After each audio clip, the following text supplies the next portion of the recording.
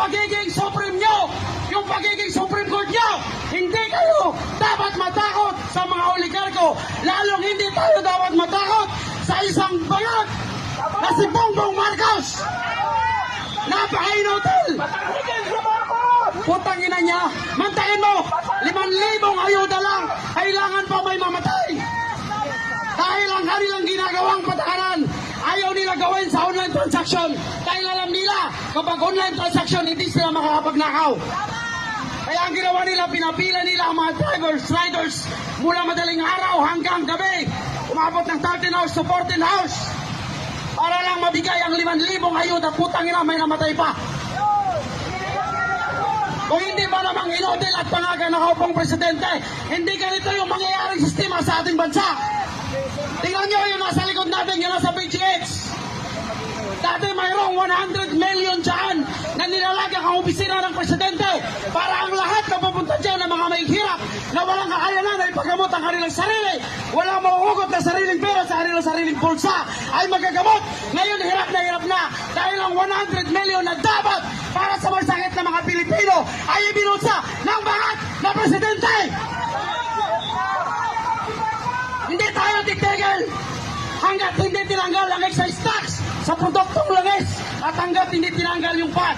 Kasi mantakin mo, kung 29% nga naman ang binabayaran natin sa bawat pagpapakarga natin ng produktong langis, napakalaking tipid yan para sa ating mahihirap. Kung hindi nila kayang ipagpapatuloy, natanggalin itong VAT kahit temporaryo lamang. Pero ano ang sabi ng bangat na presidente? Hindi nila kayang babaan ang presyo ng langis, hindi nila kayang tanggalin itong value-added tax dahil malaki daw yung mawala sa kaban ng bayan. Puta, mawawalan sa kaban ng kanilang mga bulsa. Tama nga naman ang sinasabi ng isang congressman.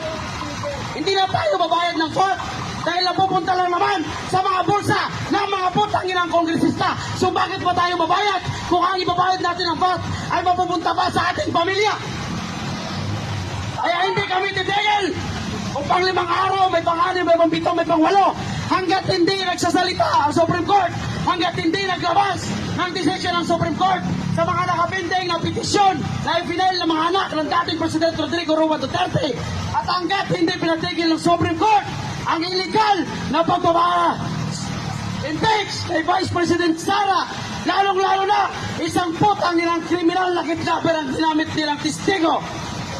Ngayon lang tayo makakita ng gobyerno na pinoprotektahan ang isang kriminal, na pinoprotektahan ang isang kidnapper, samantala yung mga ordinaryong Pilipino na nakikipaglaban, nagsasalita, nagpupulgar sa matinding korupsyon sa gobyernong bangat ni Bongbong Marcos ang ginigipit at pinapaaresto.